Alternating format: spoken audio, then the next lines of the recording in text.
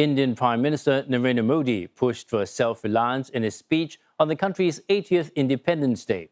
The Indian leader also made announcements on youth skilling weeks after a mass protest forced the resignation of his education minister over an exam leak scandal. Neha Poonia filed this report for CNA from New Delhi.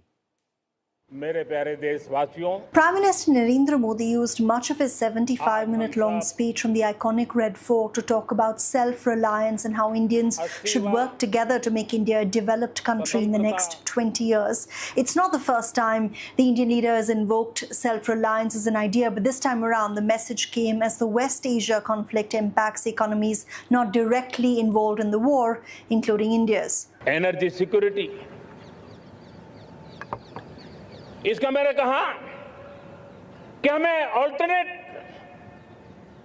स्रोतों की तरफ भी पूरी शक्ति लगाना बहुत जरूरी है और इसलिए ऊर्जा का सही इस्तेमाल बढ़ाते हुए भारत इसी दिशा में आज तेजी से काम कर रहा है. He also said India plans to commission more nuclear reactors and develop alternative energy sources to build that self-reliance in the years ahead. India imports nearly all of its crude oil and much of it comes through the Strait of Hormuz. Now, this was also Mr. Modi's first major address weeks after tens of thousands of protesting students took to the streets in the biggest show of dissent against his government yet. It started over an exam paper leak but eventually became about educational reforms and the lack of well-paid work in a country home to millions of young people. Now, Mr. Modi did not reference the protests in his speech, but did make two significant announcements that will benefit young people, he said. One was that his government will help train 10 million young people by next year in artificial intelligence skills. He said this will help India become a leader in the field as AI impacts hiring patterns in many industries. Indian families also spend millions of rupees on education for schooling and university, yes, but also for coaching for competitive exams in the hopes that that would bring financial security and stability. Mr. Modi says his government recognizes that financial burden and wants to help. एक बहुत बड़ा बोझ बन चुका है coaching classes की स्पर्धा.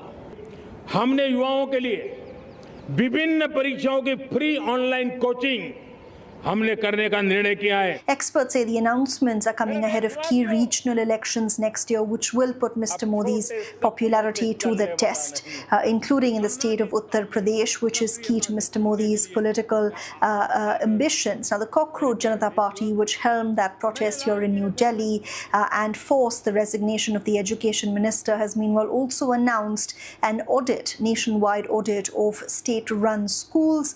They're saying they want citizens to work with them to hold the government accountable to ensure that government schools have access to basic amenities like electricity, water and clean toilets. And they're saying that this is going to be a campaign that will force the government to ensure that at the grassroots level, education becomes accessible to all, saying that the right to decent and quality education is a fundamental right in the country.